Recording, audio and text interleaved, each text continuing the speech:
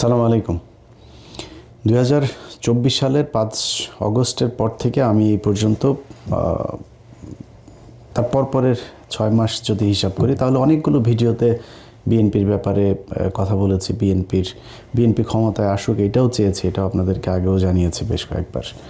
তো তার প্রেক্ষিতে আমরা মনে করেছিলাম যে বিএনপি ক্ষমতায় আসবে এবং একটা ভালো শাসন ব্যবস্থায় দেশের মানুষকে উপহার দেবে, এটা আমার প্রচণ্ড বিশ্বাস ছিল। কিন্তু দিনকে দিন যে পরিস্থিতি, বিভিন্ন ইস্যুতে, শুধু একটা কোনো বিশেষ ইস্যু না, ধরেন চুপ্পুকে সরানো, এই সবশেষ হ্যাঁ ভোট না ভোটের ভেতরেও বিএনপি না ভোটের পক্ষে অবস্থান নিল। সবশেষ মির্জা আব্বাসকে জিজ্ঞেস করলো একজন সাংবাদিক যে আপনি হ্যাঁ ভোট এবং না ভোট এটার কার পক্ষে অবস্থান নিচ্ছেন।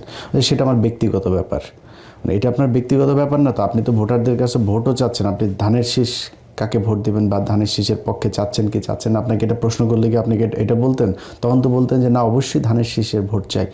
তাহলে হ্যাঁ ভোট না ভোটের ক্ষেত্রে ওনাদের কথা হচ্ছে যে আমরা এটা আমার ব্যক্তিগত ব্যাপার, এটা বলা যাবে না। তার মানে উনি হ্যাঁ ভোটের পক্ষে নাই। কোনটার পক্ষে সেটা আমরা এখনও জানি না। কিছু কিছু ক্ষেত্রে তো প্রকাশ্যে চলে এসেছে যে বিএনপি কাদের পক্ষে চাচ্ছে। ওনারা না ভোটের পক্ষে ক্যাম্পেইনও করেছেন। হাদির মৃত্যুর পরে বিএনপির লোকজন, বিএনপির যারা ফেসবুকের বিভিন্ন ইয়েতে আছে, ওদের সোশ্যাল মিডিয়াগুলোতে, তাদের অনেককে দেখেছি হাদিকে নিয়ে তারা বাজে কথাবার্তা বলেছে। তো এইভাবে একটার পর একটা যতগুলো ঘটনাতে আমরা দেখেছি, সবশেষ যদি আপনি মির্জা ফখরুলের কিছু বক্তব্য যদি শোনেন যে আওয়ামী লীগকে সরাসরি লাইসেন্স দিয়ে তারপরে বাংলাদেশের রাজনীতির মাঠে নামিয়ে দিয়েছেন তারা।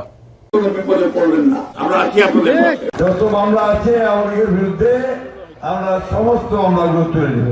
এখন আমাদের যারা এখানে নৌকা ভরতে না সারা বাংলাদেশে, আমি আপনাদেরকে এইটুকু আশ্বাস দিতে পারি যে আপনাকে হতাশ হবেন না, ধানের শীষ আপনাদের পাশে। আচ্ছা, মির্জা ফখরুলদের এই বক্তব্যের যে কোনো কার্যকারিতা নাই, এটাতে কোনো সমস্যা হচ্ছে না তা না।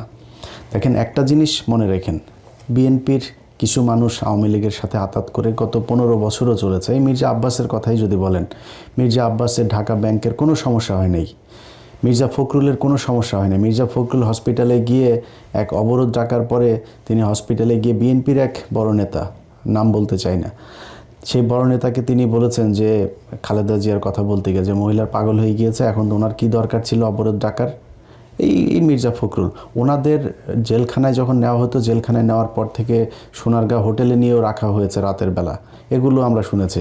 সো তাদের কোনো সমস্যা হয়নি। সমস্যা বিএনপির সাধারণ কর্মী, যারা ভারতকে ঘৃণা করে, যারা বাংলাদেশের সার্বভৌমত্বে বিশ্বাস করে, যারা অন্যের চুরি করে আনা জাতীয় সঙ্গীত গাইতে চায় না, যারা এই দেশে ভারতের যে আধিপত্যবাদ এটাতে বিশ্বাস করে না, এটার বিরুদ্ধে কথা বলে, তাদের সবারই সমস্যা হয়েছে, এখনও সমস্যা হচ্ছে।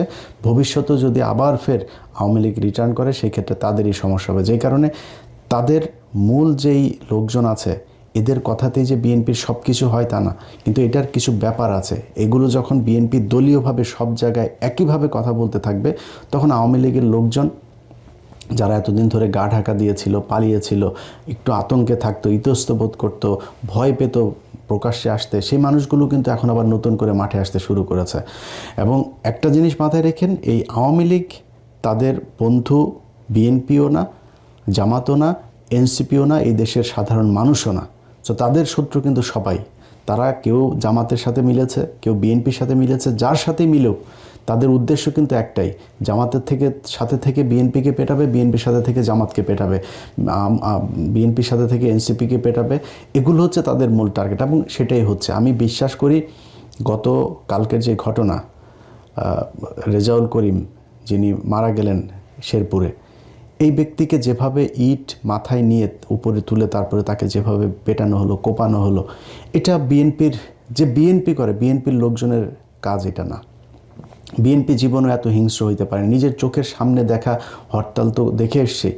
বিএনপির লোকজন গিয়ে বাসের থেকে আগে মানুষ নামায়, তারপরে মানে ওদের পেছনে যে কোনো সময় পুলিশ আসতে পারে, আওয়ামী লীগের লোকজন আসতে পারে, কিন্তু বাসের থেকে আগে যাত্রীগুলো নামায় তারপরে বাসে আগুন দিয়েছে। এটা বিএনপির আগুন দেয়া। আর আওয়ামী লীগের আগুন দেয়া কোনটা? মানুষকে বাসের ভেতরে রেখে গান পাউডার দিয়ে মারা। এটা সেই আজকে থেকে না, সেই 1996-এর আগে থেকে তারা এগুলো শুরু করেছে। এখনও তারা এগুলো সারা জীবন তারা এগুলোই করবে। প্রতিটা এলাকায় আপনি আওয়ামী লীগের লোকজনগুলোকে আলাদা বাছাই করতে পারবেন খুব ইজিলি। সবচাইতে খারাপ, জঘন্য, হিংস্র এগুলো হচ্ছে আওয়ামী লীগ করে। সো সেই মানুষগুলোকে আপনারা দলে নিয়ে নিয়েছেন। নেওয়ার কারণে কি হলো, এই যে রেজাউল করিমের যে ঘটনাটা ঘটলো, এটা সেটার একটা প্রেক্ষিত। আমি এটার বাইরে কোনো কিছু মনে করি না।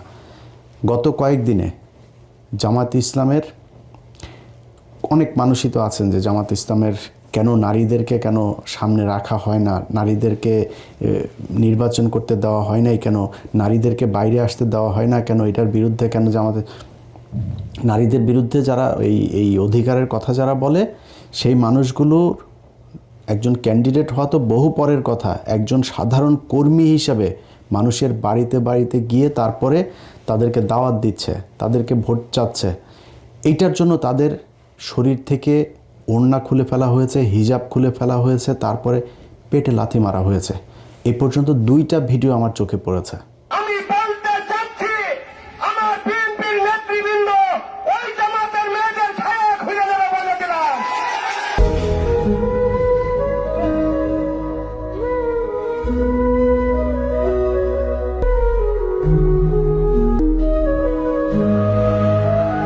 আচ্ছা, এখন এই বেশিরভাগ ক্ষেত্রে এই যে মহিলাদের উপরে যে নির্যাতনগুলো, যে এই কী বলবো আক্রমণগুলো হচ্ছে না, এগুলোকে জায়েজ করার জন্য তারা একটা নতুন জিনিস বানিয়েছে। সেটা হচ্ছে যে এই মহিলারা নাকি গিয়ে জান্নাতের টিকিট বিক্রি করে, এই জন্য তাদেরকে মারতে হবে। 1 নম্বর কথা হয়েছে যে কোরআন, এই পুরো কোরআনটা একটা রাজনীতি। আপনার রাষ্ট্র শাসন ব্যবস্থা, রাষ্ট্র কিভাবে চলবে, সব কিছুই কোরআনের মধ্যে আছে। আপনি যদি কোরআন পড়েন, কোরআনের একদম শুরুর দিকের, একদম শুরু প্রাথমিক যে ইয়েগুলো আয়াতগুলো নাজিল হয়েছে, সে আয়াতগুলোতে শুধু মানুষকে আপনার করা হয়েছে, যে তাওহীদের দেওয়া হয়েছে, দাওয়াত দেওয়া হয়েছে, তাদেরকে এনকারেজ করা হয়েছে, জান্নাতের সুসংবাদ জানানো হয়েছে, আল্লাহকে কেন বিশ্বাস করতে হবে, এইসব বিষয়ে কথা বলা হয়েছে।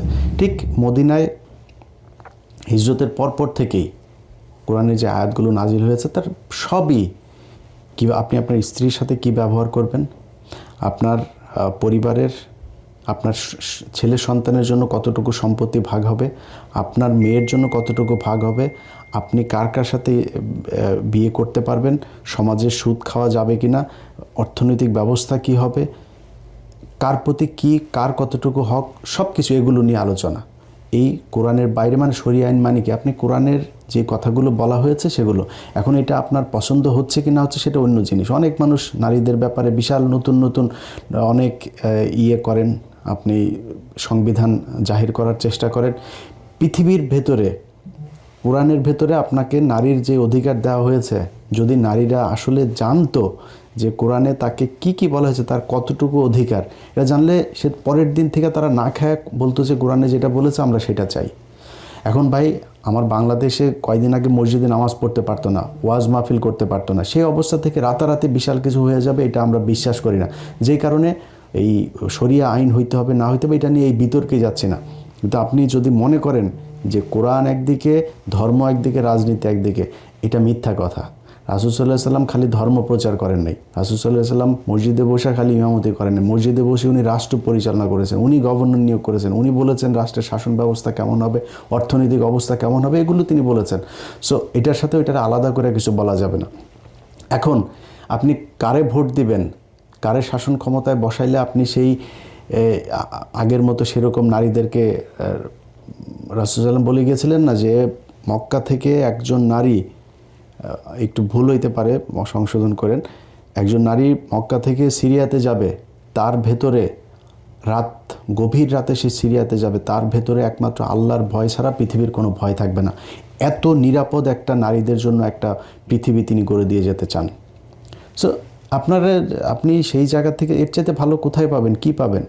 তো এখন যদি আপনি মনে করেন যে ধর্ম একদিকে, রাষ্ট্র আর আরেকদিকে, না ভাই, আমি একজন মুসলমান হিসেবে মনে করি ধর্মের নামে রাজনীতি না, ধর্মটাই রাজনীতি। সো সেই জায়গাতে কারে ভোট দিলে আপনি ভালো শাসন ব্যবস্থা পাবেন, কারে ভোট দিলে আপনি আল্লাহর সন্তুষ্টি লাভ করতে পারবেন। মানে জান্নাতের টিকিট মানে কি? জান্নাত কি বাংলাদেশের গুলিস্তানে আছে নাকি, যে আপনার বা ইন্ডিয়াতে আছে না, সৌদি আছে না, আমেরিকায় আছে? এটা তো জানি না, আপনার কেমনি টিকিট দেবে? তার মানে জান্নাতে যাওয়ার রাস্তা আপনাকে দেখাই দেবে, বা জান্নাতের আপনি ইসলাম আপনাকে যেভাবে একটা সুন্দর শাসন ব্যবস্থা দিতে পারে, এমন একটা শাসন ব্যবস্থা যেটাই মনে করেন কারে দিলে পাবেন এটা আপনি জানেন। ধানের শেষে দিলে না দাড়িপাল্লায় দিলে, এটা আপনি চিন্তা করে নেন, এটা আপনার চিন্তার ভেতরে। কিন্তু আমি যদি এইটাকে বাদ রেখে যদি বলি যে জান্নাতের টিকিট বিক্রি করার এই কথা বলার কারণে জামাত ইসলামের কাউকে নির্বাচনী প্রচারণায় বাধা দেওয়া হবে, কোনো নারীর পেটে লাথি মারা এটা জায়েজ হবে, তাহলে চলেন আমরা বিএনপির পক্ষ থেকে কতজন এই পর্যন্ত জান্নাতের টিকিট বিক্রি করেছে সেটাও একটু শুনি। দোজখের মালিক আল্লাহ, বেহেশতের মালিক আল্লাহ, এই পৃথিবীর মালিক আল্লাহ, কাবার মালিক আল্লাহ। আরে ভাই, যেটার মালিক আল্লাহ সেটা কি অন্য কেউ দেওয়ার ক্ষমতা রাখে?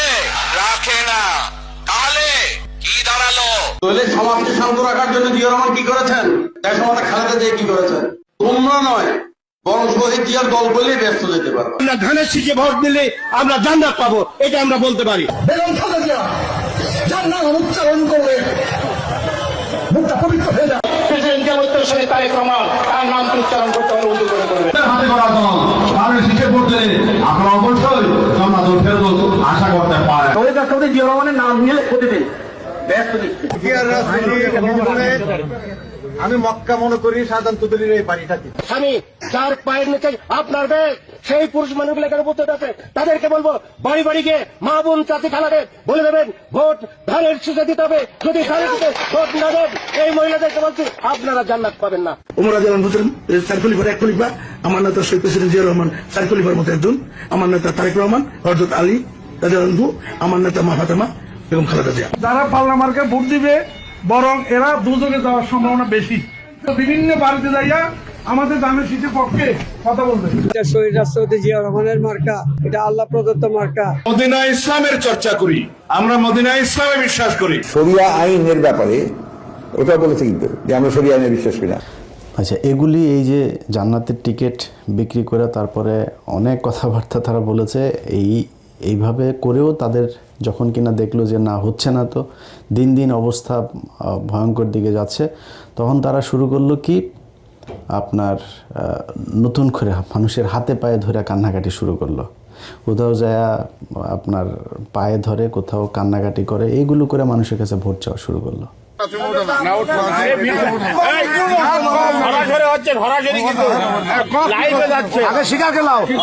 আমাদের সাথে ধানের শীষের পক্ষে আছেন কিনা, বাবু চেয়ারম্যানের মতো লোক ভারত বসে ধানের শীষের পক্ষে আছেন কিনা সেটা কও না, উঠা নয় আগে শুধু পক্ষে আছেন তো আলহামদুলিল্লাহ।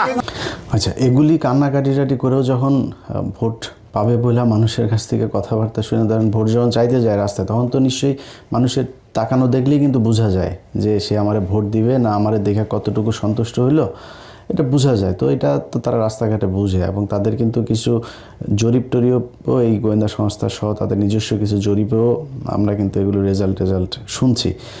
পরিস্থিতি খুব একটা ভালো না, বিএনপির জন্য খুব একটা সুখকর না। আমরা চেয়েছিলাম বিএনপি ক্ষমতায় আসুক, তারা সেই মাঠ নিজেদের চাঁদাবাজি, দখলবাজি, মানুষের উপরে অত্যাচার, মামলা বাণিজ্য এসব করে তারপরে তারা এই ভোট নষ্ট করেছে।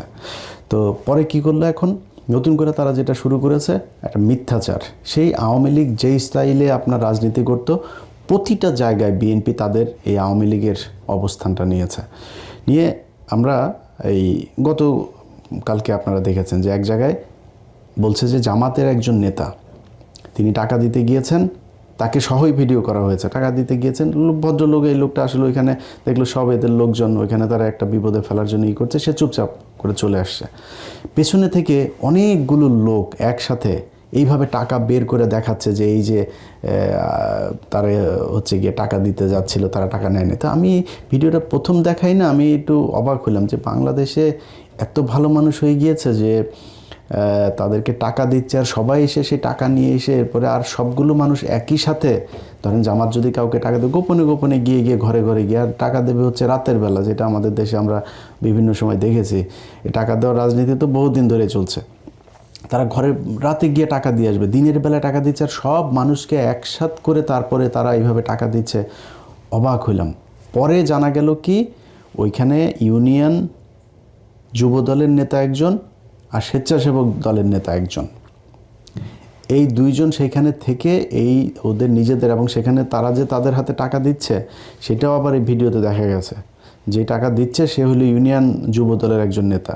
সে টাকা দিয়ে তারপরে এই জামাতের লোকটা এসছে ওদের এলাকাতে, যেখানে ধরেন বিএনপির ভোট আছে একটু বেশি ওদের এলাকার ভেতরে, সেখানে তারা ওইভাবে পেয়ে তারপরে এইভাবে নাজেহাল করলো। সে ভিডিওটা আপনারা দেখেছেন। আচ্ছা, এরপরে মেহেরপুরে জামাতের এক নেতা, তো ওইখানে বাংলা এডিশনের আবার জেলা প্রতিনিধি ছিল, সে ওই ইভেন্ট ম্যানেজমেন্ট এইসবের কাজ করে।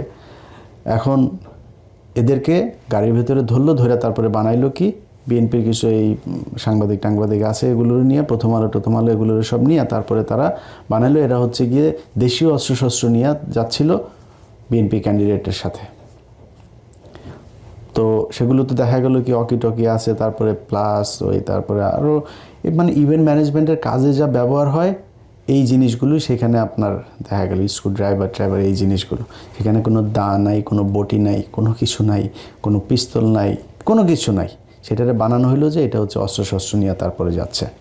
সে তারপরে তাদেরকে প্রায় 8 ঘন্টা আটকায় রাখার পরে যখন বুঝলো যে না এটা আসলে একটা ষড়যন্ত্র, এখানে একজন পুলিশের এসআই এটার মূল গেমটা করেছে ওদের সাথে মিলে, তারপর সেনাবাহিনী এটা করে দেখলো যে না এরকম কোনো কিছু না, তাদেরকে ছাড়া হলো। কিন্তু মাঝখান দিয়ে কিন্তু নিউজ কিন্তু সারা বাংলাদেশের সব গণমাধ্যম একসাথে একদম নিউজ করে ফেলো, কারণ মিডিয়া তো সবই এখনও তাদের দখলে আছে।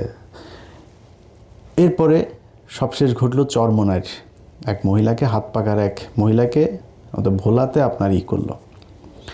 বলা হলো যে ওই যে এতদিন ধরে যে জামাতের মেয়েদের উপরে মহিলাদের উপরে যে মারামারি আক্রমণ হচ্ছে না, এটারে জায়েজ করার জন্য, কিছুটা হালকা করার জন্য তারা এক নতুন নাটক সাজালো। চরমোনাইয়ের এক মহিলাকে জামাতের নেতারা আপনার ধরে পিটিয়েছে।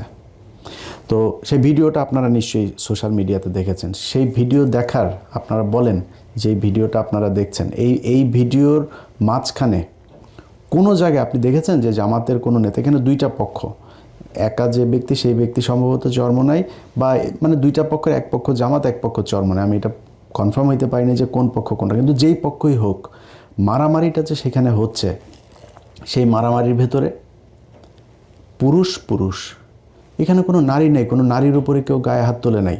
অথচ সারা দেশের সব গণমাধ্যম একসাথে ছড়াইলো কি যে এই জামাতের নেতারা কর্মীরা চরমোনাইয়ের হাত পাখার নারীর উপরে হামলা। ভাই আপনি তো ভিডিও দিচ্ছেন, আপনি নিউজে যে ভিডিওটা দিচ্ছেন সেইখানেই তো আপনি দেখছেন যে এটা যে কোনো নারীর উপরে হামলা হয় নাই, অথচ সেটা করলেন। কিন্তু জামাত ইসলামের যে নারীদের পেটে লাথি মারা হইলো, বুরকাকে টেনে খুলে ফেলা হইলো, তাদেরকে কিন্তু এই নিউজ কিন্তু বাংলাদেশের গণমাধ্যম করে নাই, এটা নিয়ে কোনো আলাপ আলোচনাও নাই। আপনার সাদ্দামের আপনার এই যে বাগেরহাটে জেলখানায় নিয়ে যাওয়া হলো, সেখানে পরে জানলাম সাদ্দামের যেই স্ত্রীকে বলছে যে স্বামীর শোকে স্বামীকে বের করতে না পেরে তারপরে তিনি বাচ্চাকে নিয়ে মারা গিয়েছেন, আসলে কারা মেরেছে সেটা একটা বড় প্রশ্ন। আরেকটা প্রশ্ন হচ্ছে যে সাদ্দাম বহু আগে থেকেই দুশ্চরিত্র, এবং এই স্ত্রীর সাথে তার সম্পর্ক খুব খারাপ ছিল, তার পরিবারের সম্পর্ক খুব খারাপ ছিল। আর তার আগের যে স্ত্রীরা ছিল তার সম্ভবত এই জাতীয় পার্টির এক নেতার মেয়েও তার স্ত্রী ছিল অনেক আগে, তারপরে আরও তার এমনি গার্লফ্রেন্ড এগুলো নিয়ে তার এলাকায় তার বিরুদ্ধে হত্যা মামলা আছে। এই আওয়ামী লীগের সময়ে সে মানুষকে হত্যা করেছে। সেই লোকের মহিলার অর্থাৎ পরিবার, এই সাদ্দামের পরিবার, ছাত্রলীগের যে নেতা, তার পরিবারই তার বউকে ঘরে জায়গা দিতে চায় নাই, নানান সমস্যা চলছিল, সেগুলো নিয়ে সে মানে পারিবারিক কলহে সে মারা গেল। তারপরে হলো গিয়া তারে লাশ আনতে দেয় নাই, তার এই প্যারোলে মুক্তি দেয়নি। প্যারোলে মুক্তির আপনি সময় মতো আবেদন না করলে আপনার মুক্তি দেবে কেমনে? আপনারা যদি দেখাইতেই না চাইতো, আপনাকে নিয়ে এসে আনার চাইতে আপনার কাছে জেলখানায় নিয়ে গিয়েছে। সরকারের যদি আন্তরিকতা না থাকতো তাহলে আপনারা জেলখানায়, হাসিনার মতো অমানুষ হইলে আপনারা মানুষের লাশ দেন নাই, আপনারা জেলখানায় নিয়ে গিয়েছে আপনার স্বামী স্ত্রীকে। এই বাংলাদেশে বহু মানুষ তার স্ত্রী, সন্তান, অনেকের বাবা, তাদেরকে শেষ দেখা। ইলিয়াস আলী তার স্ত্রী দেখতে পেরেছে নাকি না, সবশেষ লাশ দেখতে পেরেছে? আপনারা তো জেলখানায় নিয়ে লাশ দেখানো হয়েছে, সেইটার এক বিশাল আওয়াজ তুলে তারপরে তার জামিন দেওয়া হলো। এখন জামিন দেওয়ার পরে সে তো কালকে মানুষ মারবে, ওর তো পেশাদার খুনি সে, তারা আপনি ঠেকাবেন কীভাবে? এগুলো করা হচ্ছে। এইভাবে মিডিয়াকে কাজে লাগায় তারপরে জামাতের বিরুদ্ধে তারা যেই মানে নোংরা একটা রাজনীতি শুরু করেছে, মানুষ মারার যে রাজনীতি শুরু করেছে, এটাতে কিন্তু ভাই ভোট কম বাড়ছে না আপনাদের। আমি একটা জিনিস বললাম, নির্বাচনের এই আগের দিন থেকে 2024 সালের 5ই আগস্ট পর্যন্ত আপনি প্রতিদিন যদি মাপেন, প্রতিটা সেকেন্ডে বিএনপি ক্ষতিগ্রস্ত হয়েছে, প্রতি সেকেন্ডে নিজেরা নিজেদেরকে ক্ষতিগ্রস্ত করেছে। চাঁদাবাজি, ধান্দাবাজি, খুন, মামলা বাণিজ্য থেকে শুরু করে যা যা আছে, আপনি এলাকার কোনো মানুষ যারা সরাসরি রাজনীতির সাথে জড়িত না, এখন সোশ্যাল মিডিয়া অনেক ভিডিও টিডিওতে দেখা যায় যে এক জায়গায় গিয়েছে, ওই নাসিরউদ্দিন পাটোয়ারি এক জায়গায় গিয়েছে আর মহিলারা বলছে হ্যাঁ আমরা সবাই ধানের শীষ, ধানের শীষ। ভাই আপনি তো ধানের শীষ, এটা তো আমরা জানি, বাট একজন গৃহকর্মী যে কিনা সাধারণ ভোটার আপনার ওইখানে, তার ঘরে যায় তারপর শুনে আসেন যে আপনার মির্জা আব্বাসকে কতটুকু পছন্দ করে। আপনাদের মির্জা আব্বাস বলছে যে তিনি হইল গিয়া এই এলাকার বহু পরিচিত লোক, আর নাসিরউদ্দিন পাটোয়ারি এখানে উড়ে এসে জুড়ে বসেছেন। ভাই আপনি বহু পরিচিত লোক দেখেই তো আপনি ভোট পাবেন না, কারণ আপনি 2001 থেকে 2006 এমপি ছিলেন, আমরা দেখেছি। ওই মালিবাগের লোক, মৌচাকের লোক, খিলগাঁয়ের লোক, শান্তিবাগের লোক, রাজারবাগের লোক সবাই দেখেছে যে আপনি কি পরিমাণে চাঁদাবাজি করেন। আপনার লোক এখনও চাঁদাবাজি করছে, এটা মানুষ দেখছে, এই জন্য আপনি ভোট পাবেন না। নীরব বিপ্লব ঘটে যাবে এই দেশের ভোটের মাঠে। শুধু একটা কথা বলে রাখলাম, এই দেশের বহু আপনাদের অনেক বিশেষজ্ঞরা আছে না, যারা এখন জামাতকে 25টা আসন দিচ্ছে আর বিএনপি 350 আসন পাবে, এরকম জরিপ টরিপ হচ্ছে না। এই জরিপ আমরা ডাকসু নির্বাচনের সময় দেখেছি। ওই ডাকসু নির্বাচনের আগে দিয়ে আমরা বলেছিলাম যেটা, সেটাই হয়েছে, সামনেও সেটাই হবে। আমরা চাই ভাই, খুব বেশি গ্যাঞ্জাম লাগাইতে চাই না, কোনো কারোর পক্ষে একদম সরাসরি অংশ নিতে চাই না, কিন্তু আমরা কিন্তু ভাই ধান্দাবাজি করার জন্য এই 6 বছর এইভাবে একদম নিজের পরিবার, নিজের জীবন বিপন্ন করে তারপর আওয়ামী লীগের বিরুদ্ধে কথা বলি নাই। আমার কটা টাকা পয়সা দিয়ে তারপরে কারোর পক্ষে বলাবেন যেটা অনৈতিক কথা, অবিচার, সেটার পক্ষে কথা বলা, এটা আমারে দেওয়া হবে না।